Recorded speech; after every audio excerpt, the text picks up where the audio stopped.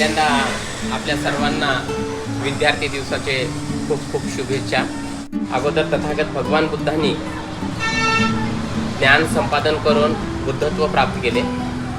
त्यानंतर महात्मा बसवेश्वरांनी ज्ञान हेच गुरु असं वचन साहित्य देऊन बहुजनांचं मन आणि मस्तक मजबूत केलंय। त्यानंतर छत्रपती शिवाजी महाराजांनी तलवारीच्या जोरावर नाही तर ज्ञानाच्या जोरावर स्वराज्य निर्माण केलं। आणि संत तुकाराम महाराज म्हणतात, तोडावा अवघा चेष्टांशी नाता, तोडावा अवघा चेष्टांशी नाता, शुद्धतेचे शुद्ध बुद्ध व्हावे। मित्रो, या सर्व महामानवांनी आपणाला काय सांगितलं तर आयुष्यभर विद्यार्थी होऊन जगावं, आणि त्याचं प्रतीक म्हणजे विश्वरत्न डॉक्टर बाबासाहेब आंबेडकर। ज्या शाळेमध्ये डॉक्टर बाबासाहेब आंबेडकरांचं बालपणाचं शिक्षण झालं त्या ठिकाणचं नाव भिवा असं होतं। मित्रो, डॉक्टर बाबासाहेब आंबेडकरांना आपण आज कशासाठी आठवण करतो? आजच्या तरुणांना आपल्या जीवनाचं भलं करून घ्यायचं असेल तर आपणाला ज्ञान संपादन करावं लागते।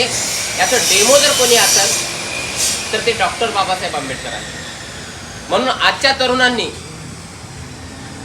निव्वळ ज्ञान संपादन करण्यानं हे मोठे होऊ शकतात।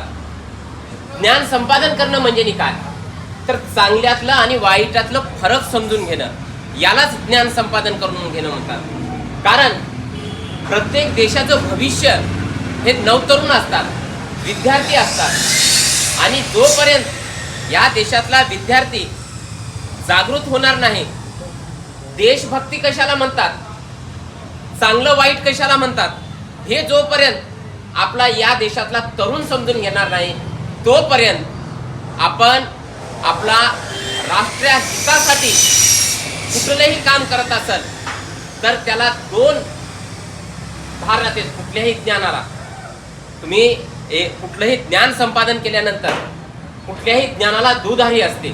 त्याच्यामधून तुम्ही ज्ञान संपादन करून देशाचं हित पण करू शकता आणि देशाचं वाईट सुद्धा करण्याची ताकद ज्ञानामध्ये असते।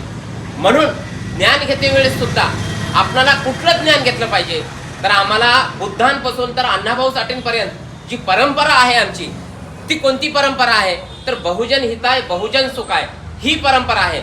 या देशातला तळागाळातला माणूस कसं सुखाने राहील, या देशातला गोरगरीब माणूस त्याला कसं न्याय मिळेल, यासाठी बुद्धांपासून, बसवण्णापासून, छत्रपती शिवाजी महाराजांपासून, डॉक्टर बाबासाहेब आंबेडकरांपासून तर अण्णाभाऊ साठेंपर्यंत यांनी फक्त या तळागाळातल्या लोकांसाठी काम केलेले आहे।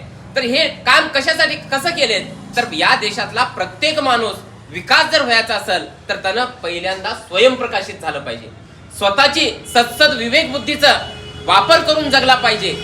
कारण का आज देशामध्ये गरीब हा माणूस गरीबच होत चाललेला आहे, श्रीमंत हा माणूस श्रीमंतच होत चाललेला आहे।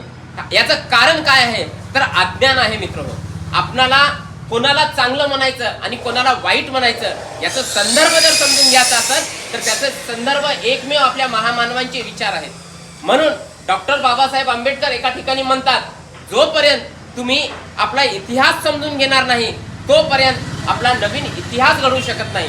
म्हणून मी आजच्या दिवशी फक्त एवढं सांगू इच्छितो की डॉक्टर बाबासाहेब आंबेडकरांना जर स्वीकारायचं असेल आणि कुठल्याही महामानवाला स्वीकारायचं असेल तर आपल्याला विद्यार्थी बनून जगावं लागतं आणि मरेपर्यंत विद्यार्थी राहिलं पाहिजे। याचं कारण आहे की आपण मरेपर्यंत ज्ञान संपादन करणं हे गरजेचं आहे।